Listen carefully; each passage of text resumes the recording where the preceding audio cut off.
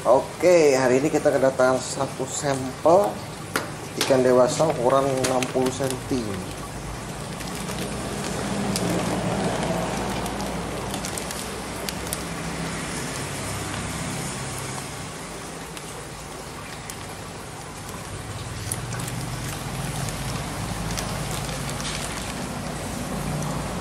Merah ya, merah. Masih apa? Tidak ada pencahayaan lampu ataupun masih.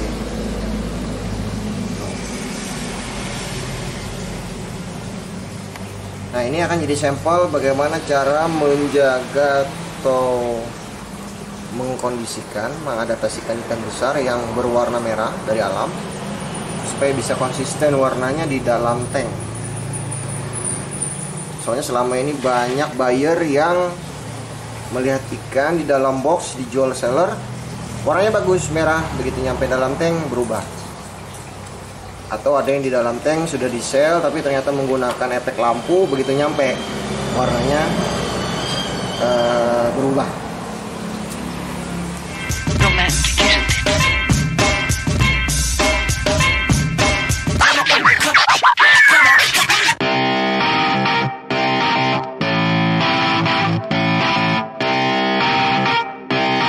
Shut up and sit down.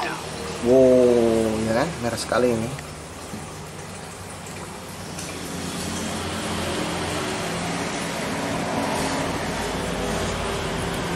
Kalau bunga cenderung banyak tapi tidak apa ya, nggak ngeblok gitu, nggak, cuman banyak bunganya. Tuh lihat. Oke.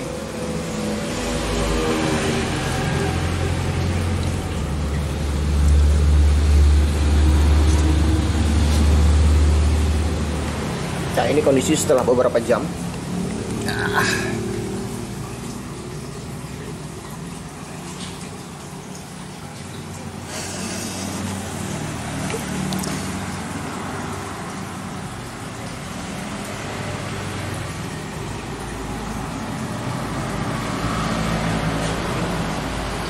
Kelopak matanya berwarna merah. Dan itu yang dilihat seperti jamur itu adalah lubang sensorik. Jadi ini banyak menganggap ini seperti jamur, bukan, ini lubang sensorik. Lihat bentuknya persegi ya, di kanan ada, di kiri ada, terus di bagian tengah-tengah pun ada.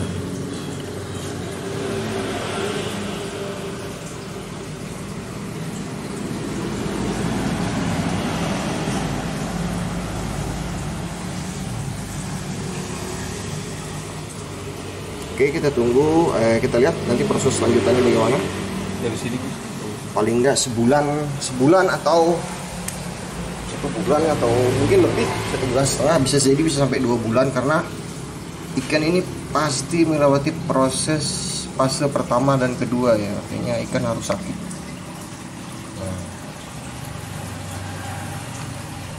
Oke, assalamualaikum warahmatullahi wabarakatuh. Kembali ke channel Rider Fishing, channel edukatif dan edukasi tentang Cana Maruliodes.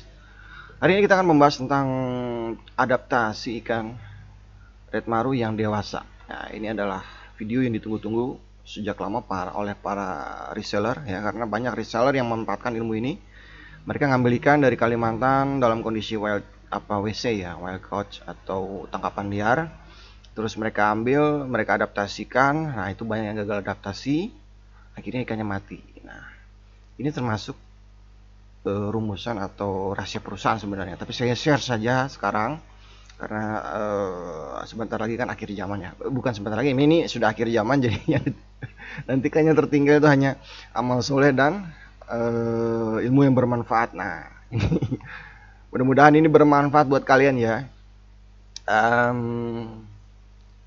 Ya, walaupun ini sebenarnya rahasia perusahaan, tapi tidak usah khawatir karena rezeki ada yang ngatur, nggak usah repot itu. Oke, kalian para hobis yang telah membeli ikan langsung dari Kalimantan dalam kondisi yang baru, sama sekali belum adaptasi, banyak terjadi kematian yang sangat tinggi ya, karena tidak paham. Para reseller baru juga banyak yang tidak paham, akhirnya mati. Nah, dampaknya begitu, atau ikannya luntur warnanya karena kesalahan dalam adaptasi awal. Baik, saya akan share ilmu ini Dan kita mulai langsung saja ke mengenali pola tahapan ya, tahapan proses fase 1, fase 2 sampai yang keempat dari adaptasi ikan red paruliodes. Kita mulai dari yang fase pertama. Ya, ini adalah fase pertama. Nah, di fase pertama ini ada adaptasi suhu, adaptasi pH air, cahaya, terus noise atau tingkat kebisingan ya. Nah, ini medianya dalam box. Tapi sebelumnya kita akan cek dulu, kita lihat dulu apa yang terjadi, mundur ke belakang cara penangkapan supaya kita tahu apa yang harus dilakukan menyesuaikan dengan kondisi terakhir ikannya ya. Kondisi terakhir ikan itu di dalam jebakan ya atau perangkap dari nelayan. Pada saat diangkat itu ikan berwarna hitam ya, hitam jelek lah, buluk. Itu karena dia merasa terancam ya, merasa terancam dengan keselamatannya ya. Dia masuk dalam perangkap, tidak bisa berbuat apa-apa. Jadi ikan kalau merasa terancam dia warnanya jelek, hitam. Kalau Anda perhatikan baik-baik lingkungan di sana, yang akan dihadapi ikan kan adaptasi suhu ya. Suhu di dalam di rimba atau di habitatnya itu tentu saja berbeda dengan suhu yang ada di dalam tank. Nah, bagaimana adaptasi suhu? Di rimba atau di habitatnya, pada saat cuaca dingin dia bisa masuk ke dalam, ke dasaran yang dekat dengan lumpur atau tanah ya. Karena di situ bisa serapan suhu lebih hangat lebih baik daripada suhu air. Misalkan kondisi air hujan, kan dia dingin. Dia bisa masuk ke dalam untuk mencari suhu yang lebih hangat. Kalau di dalam tank kan tidak bisa. Di dalam tank mau kemana aja ruangnya sempit. Nah, jadi itu yang membedakannya ya. Jadi itu yang kita adaptasikan ke ikan. Itu pertama, suhu. Yang kedua adalah pH air. pH air di alamnya itu adalah pH 4, pH 5. Sementara di dalam tank itu bisa pH 6, 7, 8. Nah, nanti adaptasi suhu ini itu bertahap ya. Dari pH 4, 5 dari alam itu menuju tank pH-nya pH 6, pH 7. Stabil di pH 6, 7, kita kirim katakanlah ke daerah yang dekat dengan air laut ya. Misalkan di Bali. Di Bali itu pH 8 sampai 9. Dan daerah lain tuh banyak yang pH-nya tinggi, 8 sampai 9. Bandung pun pH-nya tinggi ya, 8 juga. Rata-rata daerah Pulau Jawa pH-nya 7, 8. Selanjutnya adalah adaptasi cahaya. Kalau misalkan di habitatnya dia bisa masuk ke area yang dalam kalau misalkan dia ingin terhindar dari cahaya langsung. Dan jangan lupa air aslinya itu kan berwarna hitam, merah ya, merah kehitaman. Jadi tingkat spektrum cahaya yang masuk itu kan menjadi lebih bisa menjadi terjadi penurunan spektrum cahaya karena perairannya gelap. Beda di dalam tank yang langsung airnya bening, langsung kena lampu, tentu saja membuat matanya atau penglihatannya itu tidak nyaman. Jadi jangan heran kalau ikan baru masuk ke dalam tank, baru dapat terus dimasukkan dalam tank, ikannya ngamuk, nubruk-nubruk dalam kondisi lampunya hidup karena dia tidak nyaman dengan pencahayaan yang terlalu terang.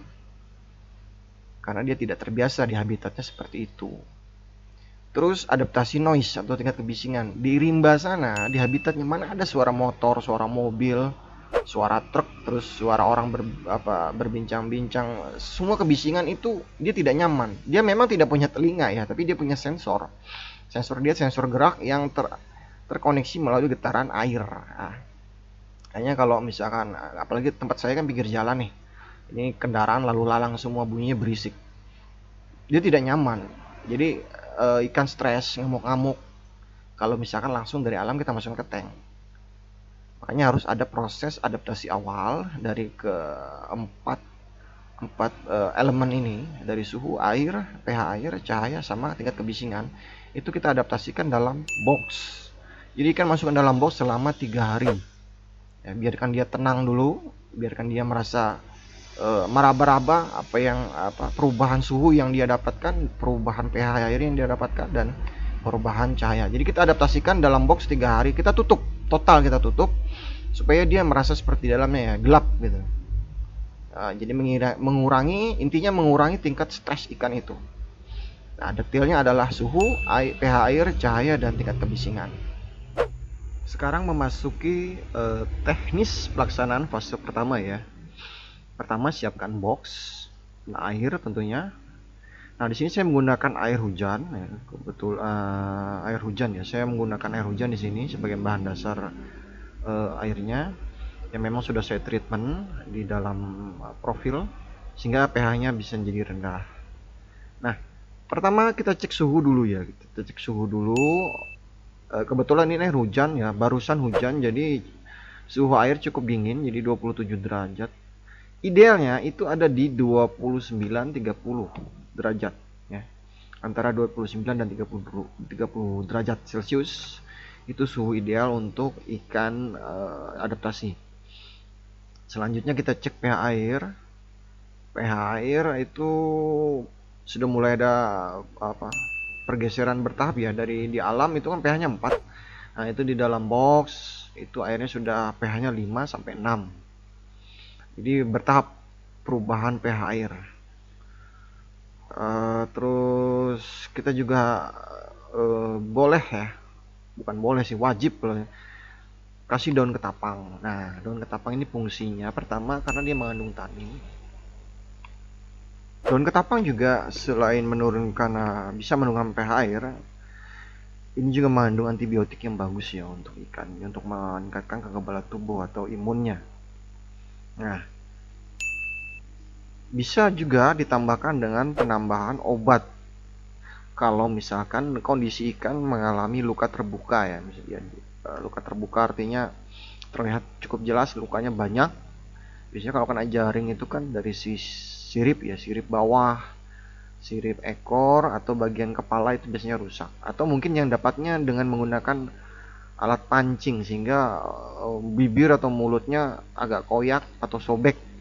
Nah, itu kan luka terbuka, jadi wajib diberi obat supaya tidak terjadi jamur dan supaya tidak terjadi infeksi. Dan selanjutnya dalam 1 kali 24 jam pertama atau di hari pertama ya, kita masukkan, kita tutup, itu dibiarkan tanpa ada treatment apapun, dibiarkan begitu saja, tutup total. Nah, proses ini dibiarkan selama 3 hari ya, 3 hari di dalam box. Selama 3 hari ikan di dalam box, kita menyiapkan tank ya, menyiapkan tank lengkap dengan interiornya. Ini dari Pasmal ya, Pasmal warna hitam, boleh bebas aja sih, hitam mau merah atau apa, kita kasih Pasmal. Terus daun ketapang tuh wajib ya, daun ketapang wajib. Dan juga ornamen tambahan itu ada batu-batu, sekedar untuk ornamen tambahan. Dan air juga jangan terlalu dalam, menyesuaikan. Itu ukuran tank kebetulan 1 meter kali 50 cm. Nah, tingginya sekitar 45 ya, tingginya 45. Ya, sekarang memasuki fase yang kedua. Nah, di fase kedua ini dia akan melewati adaptasi makanan ya. Pertama adaptasi makanan, adaptasi ruangan, karena maksudnya ruangan tank ya, ukurannya yang kecil sempit 1 meter kali 50, standarnya seperti itu.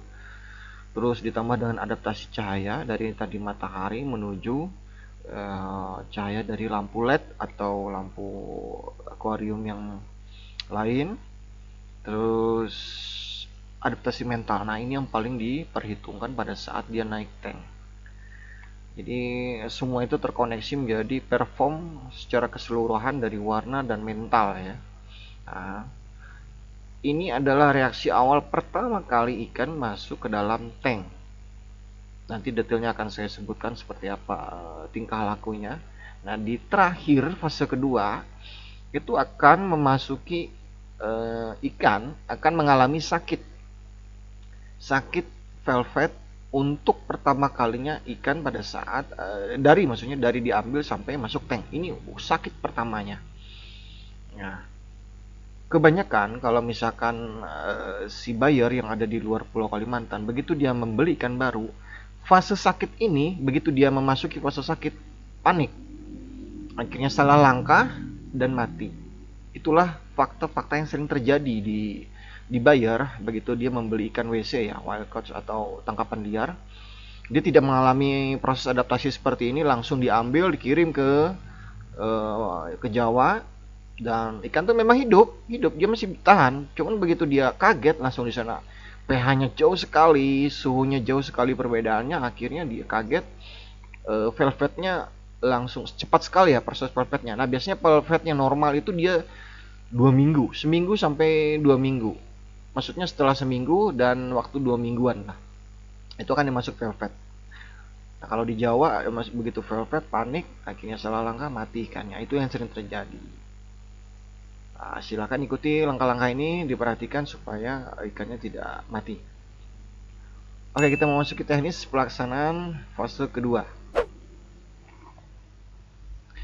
Memasuki hari keempat ya. Nah, ini adalah hari pertama ikan dipindahkan ke dalam tank. Dari box menuju tank. Tank sudah disediakan di 3 hari awal pertama selama di box. Jadi endapannya sudah cukup bagus ya, 3 hari cukup ideal airnya.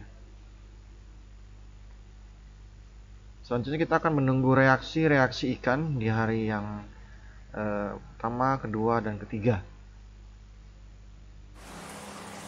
Ya, ini adalah kondisi pertama kali ketika ikan ini dimasukkan dalam tank. Ini lampunya berwarna putih, bisa dilihat tuh.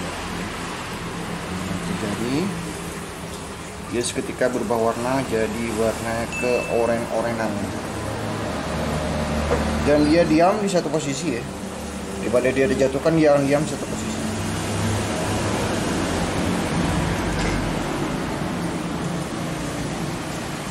Di sini kita carikan ikan komet untuk konsumsi ikan ini, komet hidup. Ini kometnya agak besar nih, 2 ekor. Nah kita kasih ya,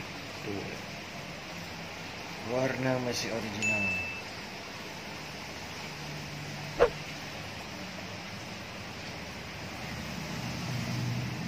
Terima kasih guys.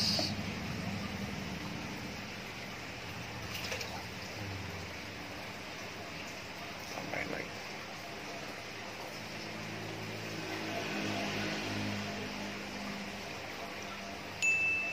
Biasa masih jual mahal, malu-malu kita tinggal nanti pasti hilang gitu. Ini hal yang normal ya sama ikan. Dia kalau baru-baru masuk tank kita masukkan makanan, dia tidak segera langsung bereaksi. Jadi menunggu orang lengah, nunggu orang nggak ada, baru dia bereaksi. Itu hal yang normal, jadi nggak usah khawatir. Sekarang kita tinggalin.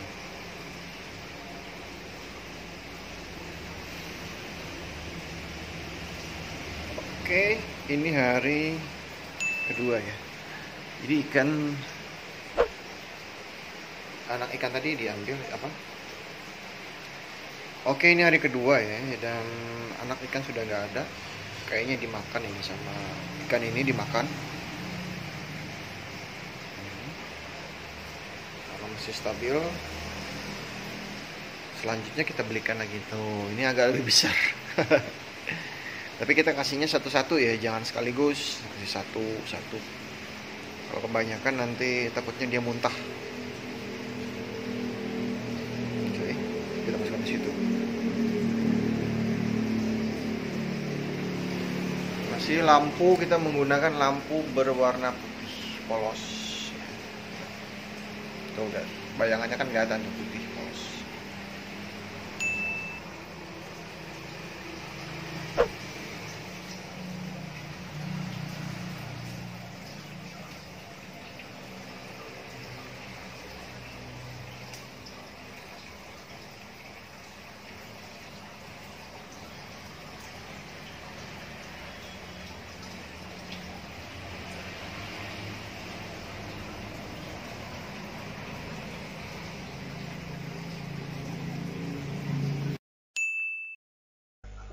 Oke, ini memasuki hari keempat.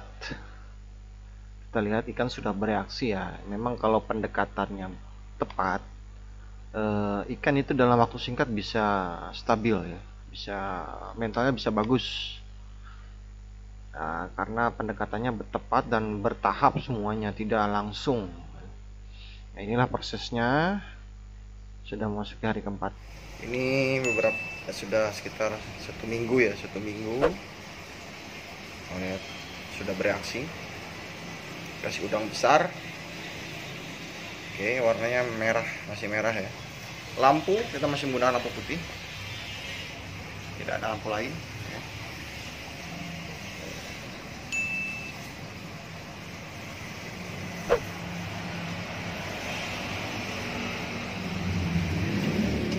Oh,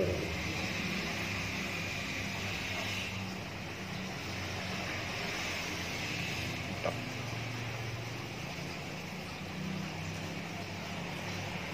Minta lagi.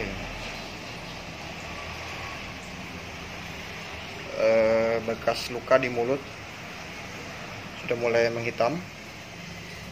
Tuh lihat bekas pancingan. Ini perlu waktu untuk recovery bekas lukanya. Lagi, ambilkan lagi udang.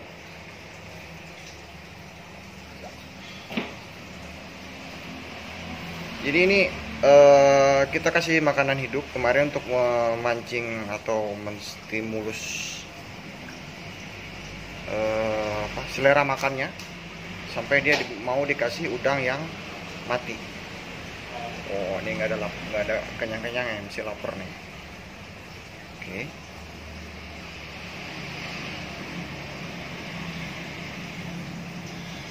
Ini mohon maaf saya menggunakan kameranya kamera handphone, karena kamera biasa handycam tidak bisa menangkap kualitas warna ini. Malum handycamnya buluk sekali ya. Kita kasih lagi guys.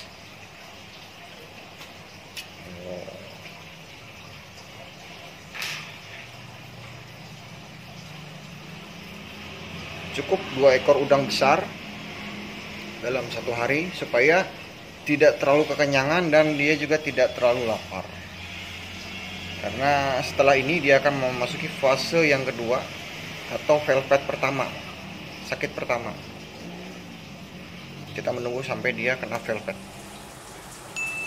Oke, ini sudah memasuki minggu yang kedua. Nah, guys, kalian bisa perhatikan ini airnya keruh ya, airnya keruh, memutih. Ikannya juga agak-agak buluk, tapi dia masih bagus responnya, betul. Nah, ini adalah tanda-tanda dia memasuki fase kedua. Dia akan sakit, kena velvet. Nah, itu hal yang normal ya, itu hal yang normal biasa. Karena momen inilah yang memang harus dilewatikan. Dia harus sakit. Ini masih bagus ya, masih respon, dan dia masih mau makan ini. Cuman tanda-tandanya sudah terlihat, air sudah berwarna putih. Ini tanda-tanda badannya berlendir. Nah, jadi kalau dipegang badannya berlendir ini.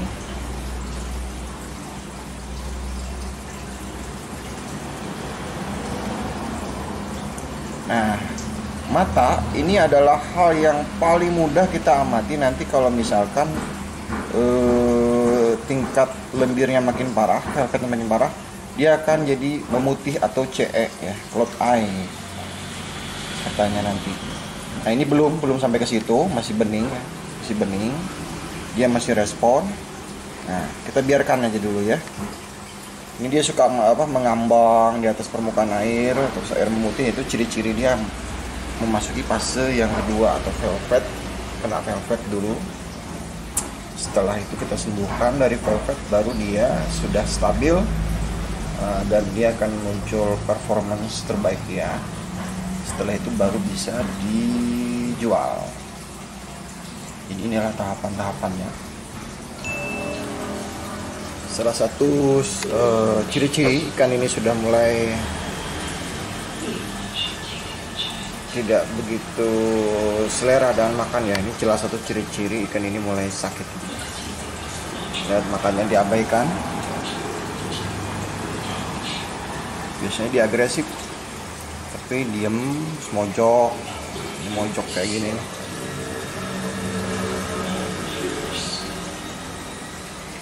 Ini sudah mulai memasuki 40-50% ya, 50%. tinggal 20% lagi, baru mungkin besok atau lusa kita angkat dari tank, kita masukkan ke dalam box. Ya, dia suka mengambang di atas permukaan air dan warnanya redup ya. Terus agak air warna putih memutih. Ini artinya lendirnya banyak, lepas dari anggota tubuhnya. Tuh lihat, memutih, atau orang banyak menyebut jamur kapas. Ini ciri-cirinya sudah mulai meningkat, sudah ke arah 40% sampai 50% tingkat kematangan sakit ya. Mungkin 1-2 hari setelah ini baru bisa kita ambil tindakan. Matanya juga masih bening, baru sedikit CE-nya masih bening, masih bereaksi kalau dikasih makan. Jadi masih belum saatnya kita ambil tindakan.